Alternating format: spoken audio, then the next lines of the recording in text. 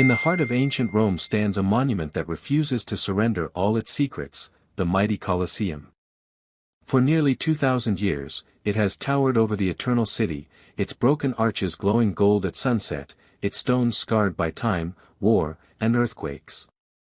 Tourists walk its corridors every day, cameras flashing, guides speaking in dozens of languages. But beneath the familiar story of gladiators and roaring crowds lies a mystery historians still struggle to explain. It begins not with the arena floor everyone sees today, but with what once existed beneath it, the hypogeum. This hidden labyrinth of tunnels, cages, pulleys, and trapdoors was an engineering marvel far ahead of its time. Built during the reign of Emperor Vespasian and completed under his son Titus, the Colosseum was more than a stage for brutal entertainment. It was a machine. A spectacle factory. A place where illusions came alive. Yet here is the mystery. Ancient records describing how the hypogeum operated are incomplete. We know animals appeared suddenly in the arena. Gladiators rose from beneath the floor as if summoned by the gods. Entire scenery pieces emerged in moments. But the exact mechanics, the precise synchronization. Even modern engineers debate how it all functioned with such precision. Imagine the crowd, 50,000 Romans packed into stone seats, their cheers echoing into the sky. The emperor signals. The sand trembles. And from below, through hidden platforms, a lion erupts into the arena. No modern motors. No electricity. Only ropes. Manpower, counterweights, and flawless timing. How did they coordinate dozens of lifts without chaos? How did they prevent catastrophic failure during performances watched by the most powerful man in the empire? Some historians believe there were over 30 trapdoors embedded in the arena floor. Others argue there may have been more than 60. But excavation evidence suggests an even more complex structure, one that may have been modified multiple times. Why alter something already revolutionary? Was it simply improvement, or was there a deeper reason? Another unanswered question lingers: naval battles. Ancient writers like Cassius Dio claimed the Colosseum once hosted mock sea battles, naumachia, where the arena was flooded with water. But here lies the contradiction. The hypogeum system of tunnels would make flooding the arena nearly impossible without dismantling the entire underground network. So which came first? The water spectacles or the hypogeum?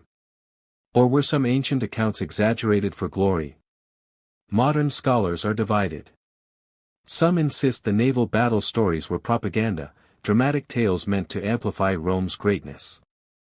Others argue the hypogeum was added later, meaning the arena could indeed have been flooded in its early years. Yet conclusive evidence remains elusive. The stone walls do not speak clearly. They whisper. And then there are the strange markings found etched into the stone corridors.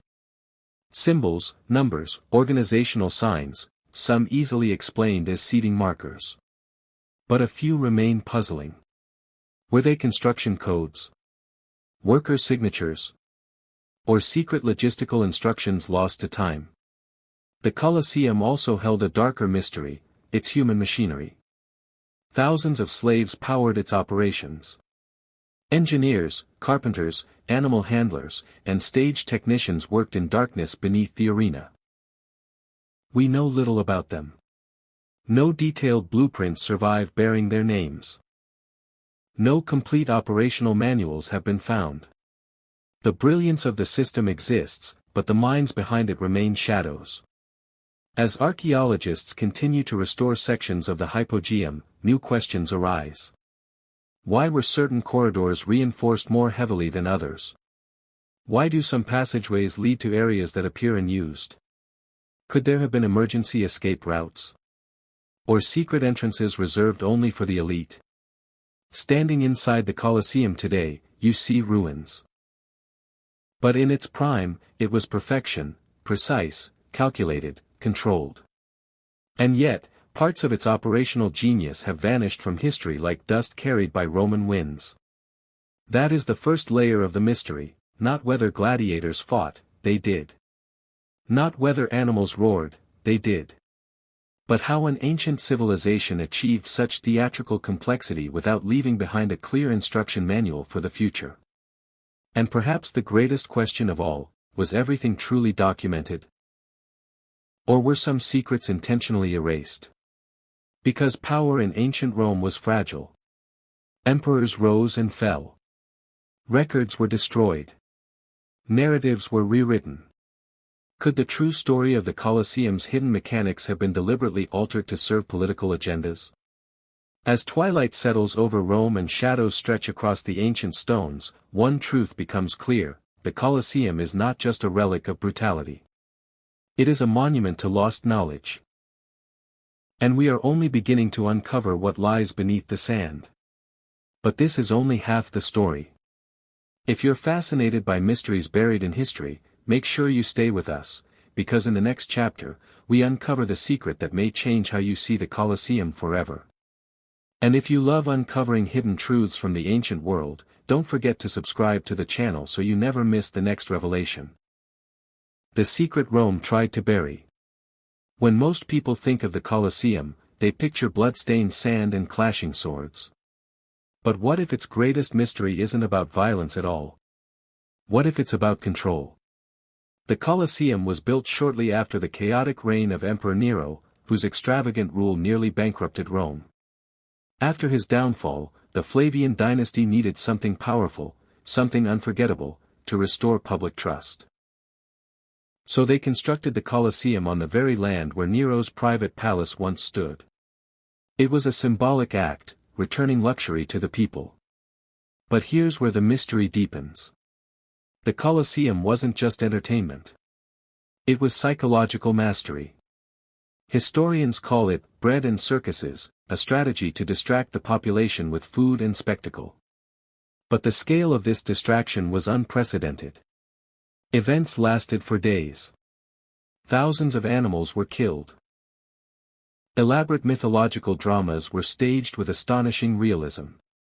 Yet certain historical accounts describe spectacles so extravagant, so logistically complex, that even modern experts question their feasibility. Entire forests recreated inside the arena.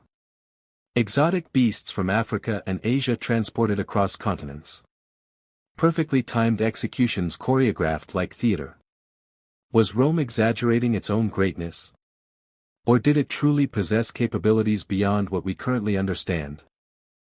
Recent archaeological studies suggest that the Colosseum was connected to a broader infrastructure network, corridors linking to gladiator schools, holding facilities, and possibly even imperial pathways. If true, this means events were even more orchestrated than we imagined. Gladiators may have entered the arena not randomly, but according to precise narratives designed to send political messages. Consider this: every fight told a story. Romans versus foreigners.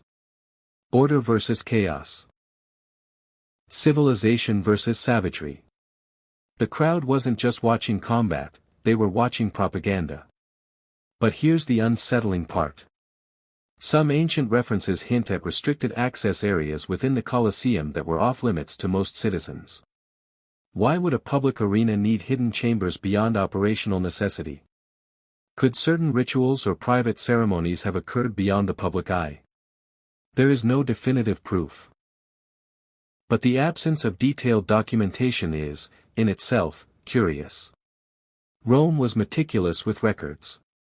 They documented laws, taxes, military campaigns. Yet the most advanced entertainment complex of the ancient world lacks complete architectural plans. Modern engineers studying the structure have found that sound traveled with remarkable clarity. A single voice from the arena floor could reach thousands.